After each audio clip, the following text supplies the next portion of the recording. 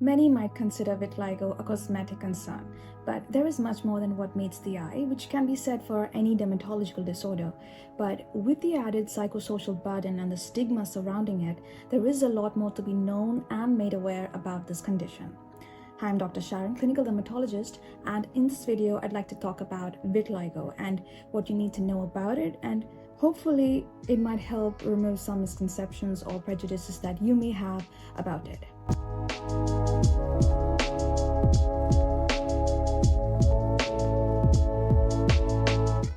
Vitiligo is a disorder characterized by depigmented patches of skin that appear milk white or chalk white. It is not an infection, it is not contagious or communicable. So melanocytes are cells that produce melanin, which give your skin color, and they are destroyed or they lose their function in this condition, and as a result you end up with pale patches found on your skin, your hair, and even other areas like the lips. So what causes it? Well, vitiligo may be considered an idiopathic condition because while there are several hypotheses put forward to make sense of the pathogenesis, no one's really sure what causes it because none of them are sufficient to explain it. One explanation is that it may be because of an autoimmune issue, that is, the melanocytes are destroyed by the body's own defense system, the immune cells. Then genetics has its own contribution. Vitiligo may be seen among first-degree relatives like parents, children, siblings. Then certain neurochemicals released from your nerves or nerve endings may be responsible for destroying the melanocytes. So who can get it or who is at risk? Well, both males and females are susceptible to this condition, but the risk is greater if someone in your family has vitiligo, or if you or others suffer from other autoimmune conditions like thyroid disorders, diabetes, rheumatoid arthritis, pernicious anemia, and other conditions, because there is a genetic connection between some of these diseases.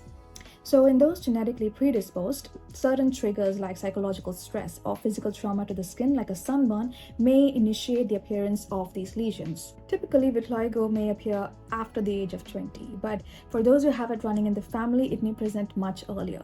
Now, clinically, there are several presentations to this condition. The most common type is the generalized or the non-segmental type, where both sides of the body may be affected, and this is seen about 80% of the time. Then there's the segmental or the localized type, where only one side of the body may be affected, like half of the face.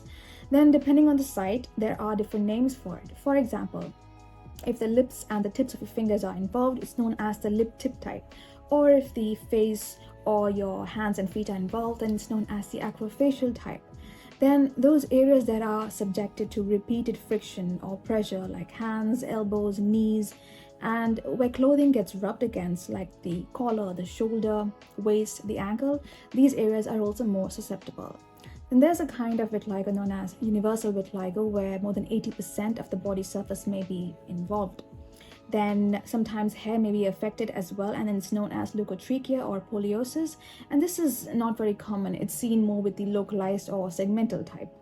To diagnose vitiligo, your doctor could use a Woods lamp, which emits UV light, and this is done to observe the lesions, which will look more white and more enhanced under this light.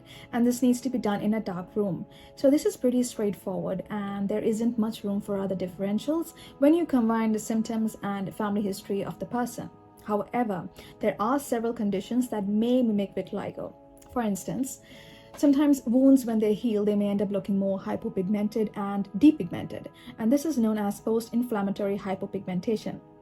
Then there's a fungal infection known as tinea versicolor, which can present with multiple hypopigmented lesions over the chest and the back. Then children may have white spots on their faces, and this is known as pityriasis alba, which is a type of eczema. Then sometimes people may have white spots on their arms and legs, and this is seen with increasing age or sun exposure, and this is a harmless condition known as idiopathic cutate hypomelanosis. What else? Yes, if you use topical corticosteroids for a long time, the area can become hypopigmented. And then rarely a birthmark called nevus depigmentosus can mimic vitiligo. Now this lesion may expand as the child grows because the skin stretches, but it does not spread like vitiligo. So what about treatment? Now, while vitiligo has no cure, there are several therapeutic options that can help halt the progression of these lesions and aid in its repigmentation. But this is a challenging issue because not everyone responds the same way. Progress might be good and fast in some, but in others not so.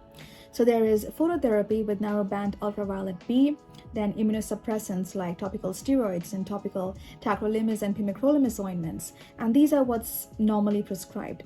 Then there's surgery, which involves skin grafting or the MKTP cellular grafts, which are typically employed for the segmental or the localized vitiligo, or when vitiligo is stable and doesn't spread.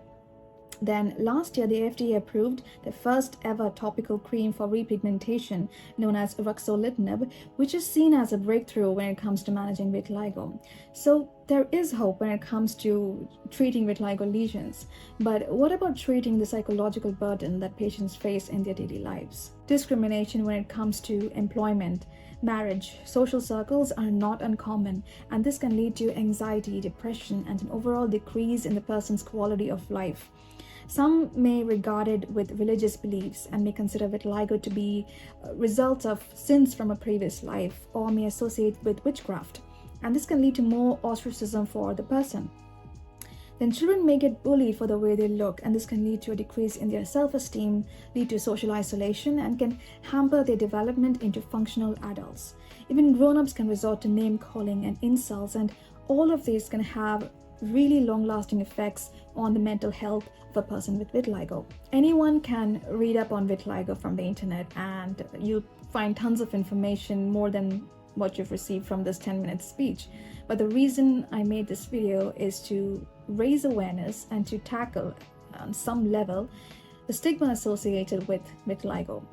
Now, especially in my country, India, where there is a high incidence of persons with vitiligo, there is a great need to raise awareness and have compassion. Knowledge and literacy is supposed to help us fight against myths and misconceptions, ignorance, and bigotry. Now, in the past, internet searches on vitiligo skyrocketed following the death of the king of pop himself, the late Michael Jackson, who was one of the most famous persons with vitiligo. And to commemorate his death, World Vitiligo Day is celebrated on June 25th. Now, that may have increased awareness, maybe not, but we still have quite the way to go on our fight against discrimination of persons with vitiligo, and fight that we must with awareness and compassion. And that's the end of this video. Thank you so much for watching. I hope it brings about a good change in us that impacts society in a beneficial way. Until my next video, bye.